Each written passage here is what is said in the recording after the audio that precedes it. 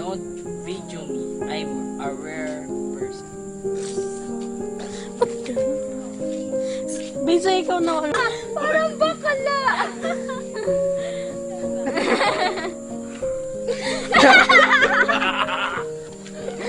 Okay, putang ka niyan. Kamatay ka.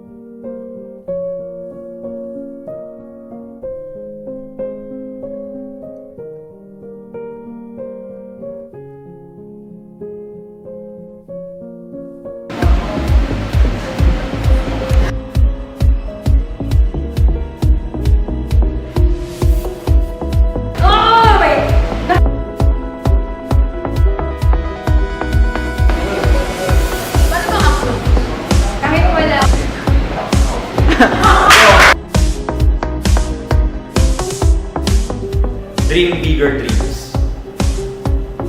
To be a goal-oriented person. Get out of your comfort zone. Gain friends.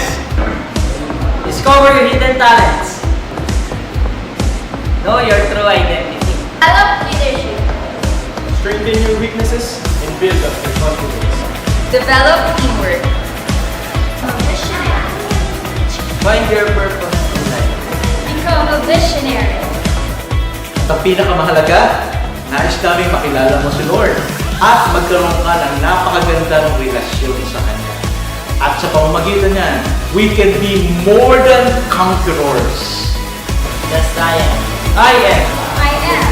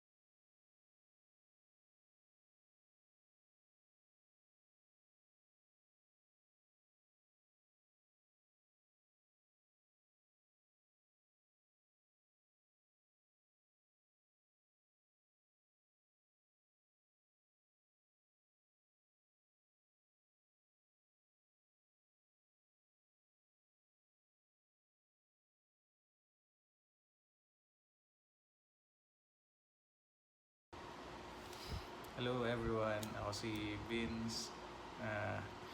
Nagkakilala kami ni BJ dati dahil sa church. At tinuruan niya kaming mag-drums, kami dalawa ni Moy. Tapos, kung hindi dahil sa kanya, thankful ako, hindi ako matututo mag-drums. Tapos yung tiyaga niya sa pagtuturo, tsaka yung pasensya niya. Tapos lagi-lagi, tinuturuan niya kami nun, parang araw-araw pa nga ata nun eh. Tapos hindi siya talaga sumuko kahit yung ang hirap namin pick upin yung yung mga tinuturo niya. Tapos kasi bata pa lang kami eh. Tapos hindi naman laging na doon yung focus namin sa sa practice. Tapos naalala ko dati nagkakabanding kami na BJ kasi every Saturday night yung practice namin for Sunday service. Tapos magkakasama kami ni na Ate Kate, kakain, and tapos nakakamiss yung mga times din na na lagi niya ako niyayaya pagka yung lalabas o kaya may magpapasama siya, may pupuntahan, ganun. Tapos ang random niya kasi, tapos minsan may kailangan siyang gawin, tapos papasama siya sa akin, tapos minsan trip lang, tatambay kami. Yun. Kung maaalala nga bless ni na Divine, parang madalas ata ako ni na Dancel yan, nabiban, madalas ata ako sa kanila dun. Tapos dun pa ako papakain ni PJ, parang niya ako parang naging bunso-bunsuan, parang ganun. Tapos thankful ako sa kanya kasi isa siya sa mga parang naging kuya ko na. Kasi dati pasaway ako makulit ako. Tapos syempre minsan pinapagalitan niya ako, minsan pinagsasabihan, ganun. Isa siya sa mga nakatulong sa akin pag-shape ng kung anong meron, kung ano ako ngayon. Tapos naalala ko din dati, siya yung nagpapaalam lagi kay mama. Kasi maliit pa nga ako, baby boy pa. Hindi ako pinapayagang lumabas basta-basta, lalo pagka yung gagabihin. Tapos siya yung minsan sa akin, susundo, tapos hatid papunta kay na Moy para lang kami overnight. Yan, kami na Kuya Russell. Tapos dati naalala ko, youth kasi kami. Tapos sina BJ ay yung pro na, kasi yung professionals, kasi na sila na college na, tapos pa-work na rin. Naiingit ako kasi minsan may mga times na sila lang yung magkakasama ni na Ate Kate, lalabas, magbabanding. Tapos sabi ko dati, sana pag malaki na ako, yun, magka-banding din kami na kagaya sa kanila. Tapos nakakalungkot kasi dati kami, yung close din kami, tapos nagkaroon lang ng different priorities talaga. Kasi syempre siya nga may work na nun, tapos ako nag-aaral pa ako nun, tapos syempre jowa yun.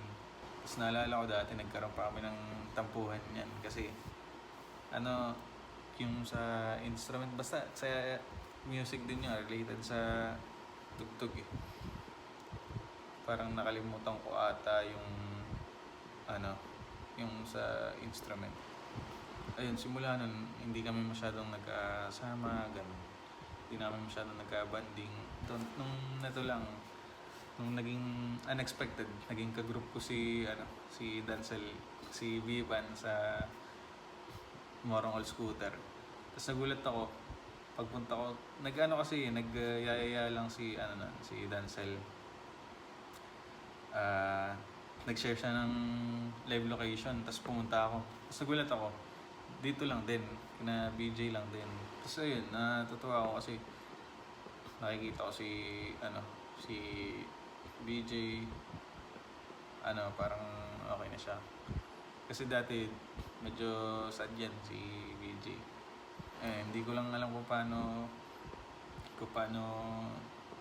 makikipag-usap sa kanya ng yung parang yung kagaya dati na close. Kasi medyo nahihiya ako kasi parang iniisip ko yung sa dati ngayon sa tampuhan pa namin. Tapos neto lang na na realize ko, sana nagkaroon pa kami ng time para makapag-banding. Kasi yun nga, dati gusto ko sana makapagsama-sama naman kami pagka yung malaki na ako.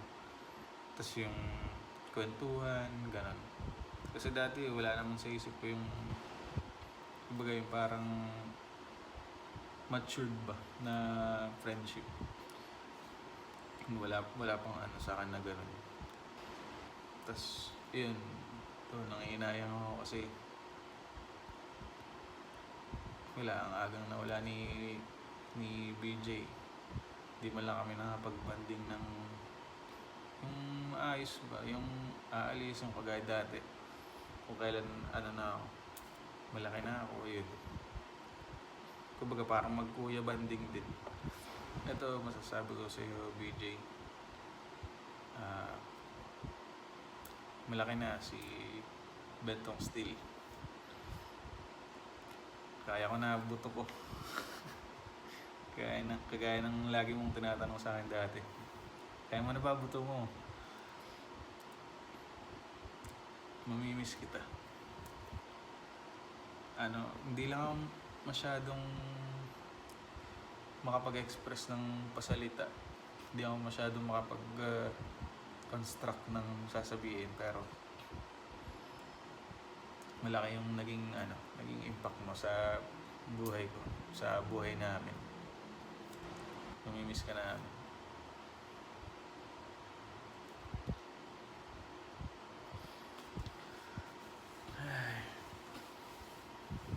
Sabi sa'yo ni Biban, para ka daw bading.